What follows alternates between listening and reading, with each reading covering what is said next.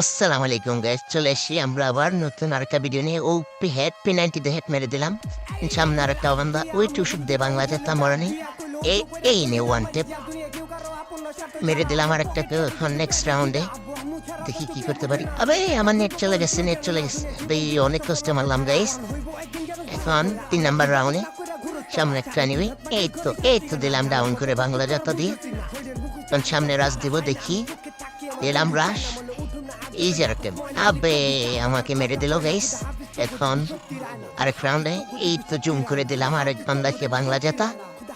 সামনে চলে যাব। এই যে আরেকটা এনিমির সামনে।